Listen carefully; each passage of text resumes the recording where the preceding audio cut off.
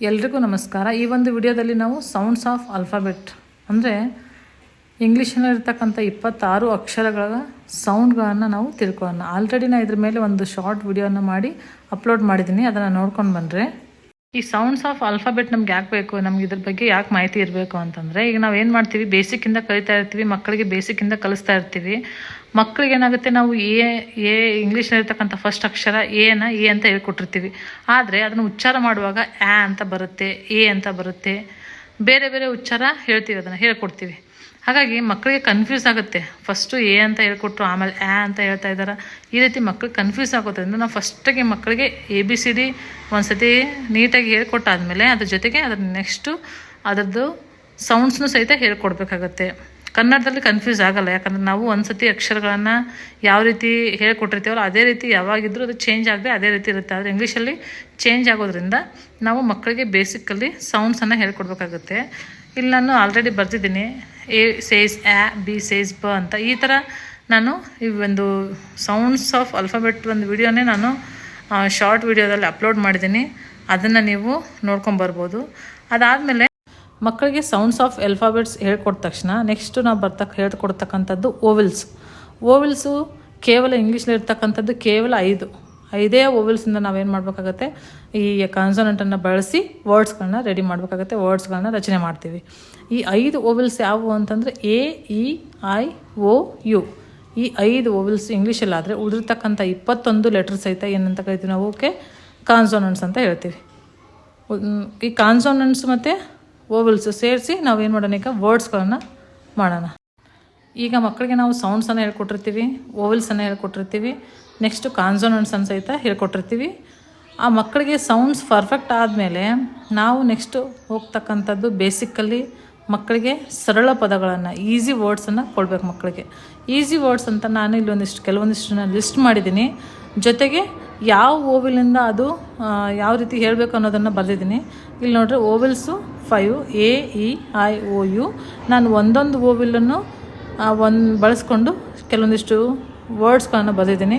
ಆ ವರ್ಡ್ಸ್ಗಳನ್ನು ಮಕ್ಕಳಿಗೆ ಹೇಳ್ಕೊಡುವಾಗ ಸೌಂಡ್ಸ್ ಸಮೇತ ಹೇಳ್ಕೊಟ್ರೆ ಮಕ್ಕಳು ಬೇಗ ಕಲಿತಾರೆ. ಆಮೇಲೆ ಅದ್ರದ್ದು ಅರ್ಥನೂ ಸಹಿತ ಅವರು ನೆನಪಲ್ಲಿ ಇಟ್ಕೊಂಡಿರ್ತಾರೆ. ಫಾರ್ ಎಕ್ಸಾಂಪಲ್ ಇಲ್ಲಿ ಎ ಇದೆ, ಅದಕ್ಕೆ ನಾವು ಸೌಂಡ್ ಹೇಳ್ಕೊಟ್ಟಿರ್ತೀವಿ, ಆ ಅಂತ ಹೇಳ್ಕೊಟ್ಟಿರ್ತೀವಿ, ಆ. ಇವಾಗ ಓದಬೇಕಾದ್ರೆ ಮಕ್ಕಳಿಗೆ ಆ ಅಂತಲೇ ಹೇಳ್ಬೇಕು ಅದನ್ನು. ಇಲ್ಲಿ ಕಾನ್ಸೋನೆಂಟ್ ಇದೆ, ರ ಆ ಟ, ರ್ಯಾಟ್. ಅದದ್ದು ನಾವು ಅಕ್ಷರ ನಾವೇನು ABCD ಹೇಳ್ತೀವಲ್ಲ ಆ ಥರ ಹೇಳೋದಿಲ್ಲ. ಯಾವ ಥರ ನಾವು ಸೌಂಡ್ಸ್ ಹೇಳ್ಕೊಟ್ಟಿರ್ತೀವಲ್ಲ ಆ ರೀತಿಯೇ ಮಕ್ಕಳಿಗೆ ಓದೋಕ್ಕೆ ಹೇಳಬೇಕು. ರ ಆ ಟ, ರ್ಯಾಟ್. ಬ ಆ ಟ, ಬ್ಯಾಟ್. ಬ ಆ ಡ, ಬ್ಯಾಡ್. ಬ ಆ ಗ, ಬ್ಯಾಗ್. ಡ ಆ ಡ, ಡ್ಯಾಡ್. ಫ ಆ ನ, ಫ್ಯಾನ್. ಫ ಆ ಟ, ಫ್ಯಾಟ್. ಮ ಆ ನ, ಮ್ಯಾನ್. ಟ ಆ ಪ, ಟ್ಯಾಪ್.